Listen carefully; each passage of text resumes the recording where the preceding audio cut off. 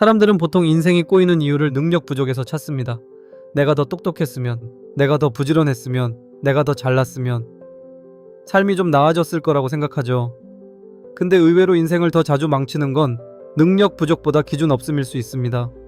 왜냐하면 기준이 없으면 그때그때 흔들리기 때문입니다. 누가 뭐라 하면 그 말이 맞는 것 같고, 남이 잘 되는 걸 보면 갑자기 그 길이 맞는 것 같고, 당장 편한 선택이 보이면 원래 가던 방향도 쉽게 버리게 됩니다. 즉, 능력이 부족한 사람보다 기준이 없는 사람이 더 쉽게 자기 인생을 잃어버립니다. 기준이 없다는 건 방향 없이 열심히 사는 것과 비슷합니다. 열심히는 하는데 어디로 가는지는 모르고 남들보다 뒤처지기 싫어서 뛰는데 정작 내가 원하는 곳은 아닌 경우가 많습니다. 그래서 어느 순간 이런 생각이 들죠. 나 분명 열심히 살았는데 왜 하나도 내 인생 같지가 않지? 그건 어쩌면 노력이 부족해서가 아니라 내가 뭘 기준으로 살아야 하는지 정하지 않았기 때문일 수 있습니다. 기준이 없는 사람은 선택할 때마다 흔들립니다. 돈이 중요하다고 해놓고 사람 눈치 때문에 손해보고, 마음이 편한 삶이 중요하다고 해놓고 남들에게 인정받으려고 무리하고, 내 시간이 소중하다고 해놓고 거절을 못해서 자꾸 남의 일정에 끌려다닙니다. 이렇게 되면 문제는 능력이 아니라 삶의 중심이 없다는 데 있습니다. 그럼 기준은 뭘까요?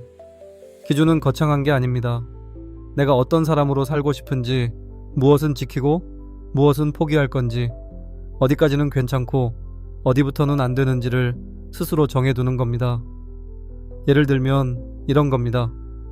나는 아무리 급해도 나를 함부로 대하는 관계는 붙잡지 않겠다. 나는 남들보다 늦어 보여도 내가 감당할 수 없는 선택은 하지 않겠다. 나는 당장 박수 받는 길보다 오래 후회하지 않을 길을 선택하겠다.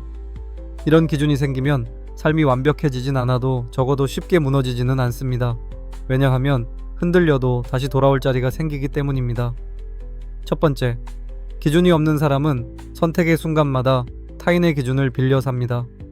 그러다 보면 내가 원하는 삶이 아니라 남들이 좋아할 삶을 살게 됩니다. 보기 좋은 선택, 설명하기 쉬운 선택, 욕먹지 않는 선택만 하다 보면 정작 내 마음은 점점 사라집니다. 두 번째, 기준이 없으면 후회가 반복됩니다. 선택할 때는 늘 상황 따라 결정하고, 후회할 때는 늘 왜 또 이랬지가 됩니다. 그 이유는 간단합니다. 판단의 기준이 없으니까 매번 순간 감정과 분위기에 끌려가기 때문입니다.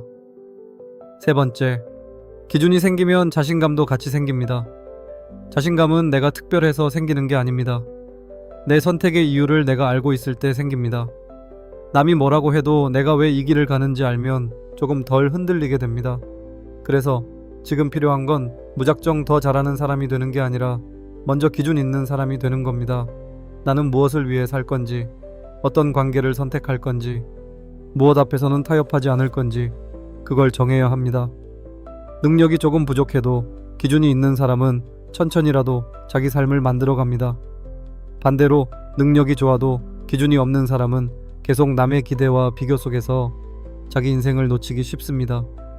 그러니까 요즘 자꾸 삶이 흔들린다면 스스로를 무능하다고 몰아붙이기 전에 이 질문부터 해보셔야 합니다. 나는 지금 무슨 기준으로 살고 있지? 이 질문에 답할 수 없으면 지금 필요한 건 더 많은 노력보다 먼저 삶의 기준을 세우는 일일 수 있습니다. 인생은 잘하는 사람보다 자기 기준을 지키는 사람이 끝까지 자기답게 살아남습니다. 혹시 요즘 내가 너무 쉽게 흔들리고 있다면 능력 부족을 의심하기 전에 내 안에 기준이 있는지부터 천천히 돌아보셨으면 좋겠습니다.